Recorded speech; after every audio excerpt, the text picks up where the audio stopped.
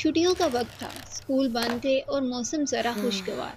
گھر میں تین بہن بھائی بور ہو رہے تھے۔ سب سے چھوٹی گل 7 سال کی بڑی پیاری بچی تھی جو جامنی رنگ کا حجاب پہنے رہتی تھی۔ وہ زیادہ تر خاموش مزاحی تھی اور شرارتی بالکل نہیں تھی۔ اس کے برعکس زوہان 8 سال کا مگر بہت شرارتی لڑکا تھا جو ہر وقت کسی نہ کسی کو تنگ کرتا رہتا۔ بیلا 12 سال کی سنجیدہ اور خوبصورت لڑکی تھی جو ہمیشہ اپنی امی کے ساتھ دیکھی جاتی تھی۔ زوہان، یہ کیا بدتمیزی ہے؟ گل کو کیوں تنگ کر رہے ہو؟ بچوں، آج ہم سب مل کر کیک بناتے ہیں۔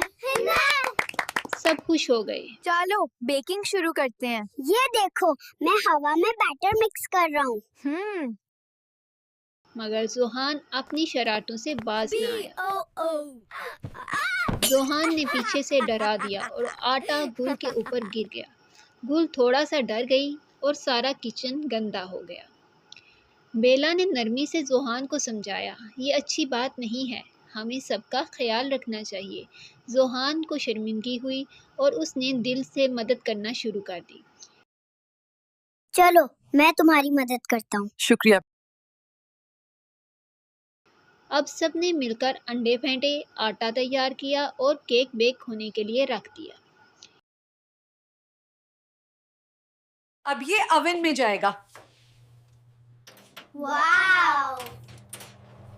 کتنا ٹائم لگے گا ماما؟ صفائی بھی ایمان کا حصہ ہے۔ جب کیک اوون میں تھا تو بچے فارغ نہیں بیٹھے۔ کیا ہم نے سب کچھ صاف کر دیا ہے؟ ہاں، کچن اب بہت صاف نظر آ رہا ہے۔ امی جان بہت خوش ہوں گی۔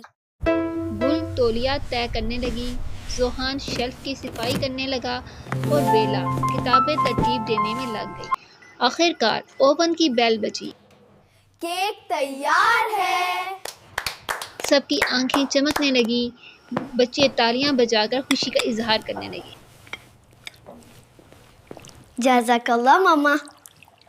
اکیلے کام کرنا مشکل ہوتا ہے اور مزید مزہ بھی آتا ہے۔ ماما نے صحیح کہا تھا، مل کر کام کرنے سے برکت بھی ہوتی ہے۔ مل کر کام جو کرتے ہیں خوشیاں سب میں بھرتے ہیں۔